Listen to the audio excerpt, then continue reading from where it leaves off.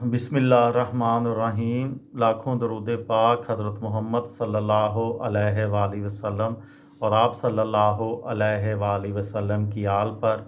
अस्सलामु अलैकुम। मेरा नाम इफ्तिखार अहमद है और आप मेरा यूट्यूब चैनल नॉलेज देख रहे हैं।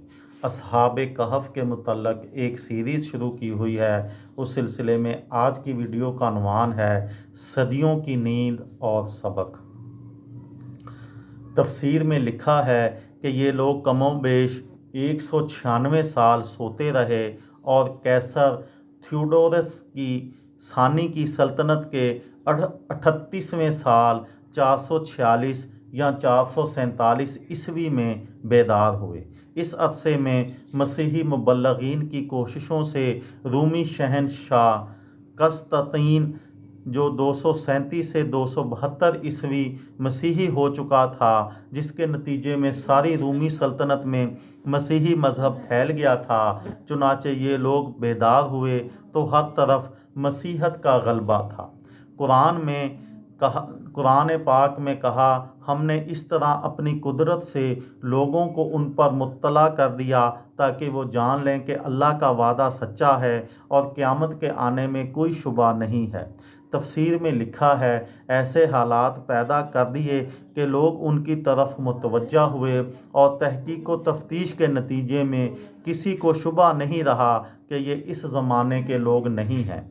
मसीही रवायत में ये वाक़या इस तरह बयान हुआ है कि जिस शख्स को खाना ख़रीदने के लिए शहर भेजा गया था, उसने जब कैसर डीसस के वक्त का सिक्का खाना ख़रीदने के लिए पेश किया तो दुकानदार को शुबा हुआ कि शायद ये किसी पुराने ज़माने का दफीना निकाल लाया है।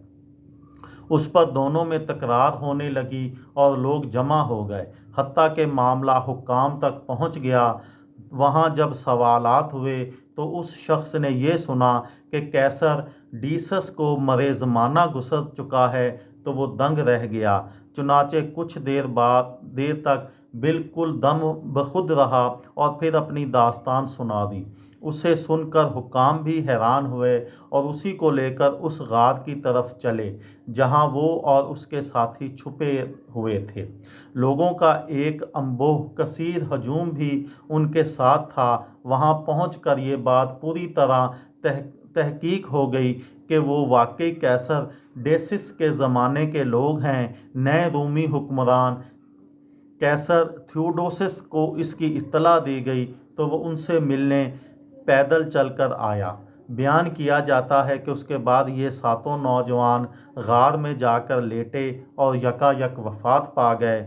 सूरह कहफ में है, जब उनके मामले में लोग आपस में बहस कर रहे थे तो कुछ लोगों ने कहा, उनके गार पर एक इमारत बना दो और ज़्यादा तफ्तीश ना करो, उनका परवरदिगार उनके हालात को बेहतर जानता है। इसके बरखिलाफ़ जिन लोगों की राय उनके मामले में गालिब रही, उन्होंने कहा, हम तो उनके गार में एक मस्जिद बनाएंगे।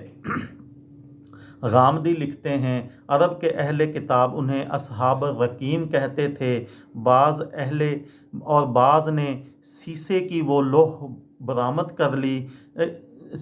वो लोह मुराद ली है जिस पर उनके नाम और हालात बादशाह के हुक्म से लिखकर शाही ख़जाने में रखे गए थे। रकीम उस इमारत का नाम था जो असहाब कहफ की यादगार में उनके गार पर बनाई गई थी। मगर अब्दुल कलाम आज़ाद के मुताबिक अर-रकीम वही लफ्ज़ है जिसे तौरात में राकीम कहा गया है और ये एक शहर का नाम था। उन्होंने लिखा, जज़ीरा नमाए सीना और खलीज अकबा से सीधे शमाल की तरफ बढ़ें तो पहाड़ी सिलसिले मुतवाज़ी शुरू हो जाते हैं और सतह ज़मीन बुलंदी की तरफ उठने लगती है। ये इलाका नबती कबाइल का इलाका था और उसकी एक पहाड़ी सतह पर राकीम नामी शहर आबाद था। दूसरी सदी ईस्वी में जब रूमियों ने शाम और फ़लस्तीन का अलहाक कर लिया तो यहाँ के शहरों की तरह राकीम भी एक रूमी नौ आबादी की हैसियत इख्तियार कर ली और यही ज़माना है जब पेट्रा के नाम से इस अजीमुशान मंदिरों और थिएटरों की शोहरत दूर दूर तक पहुँची।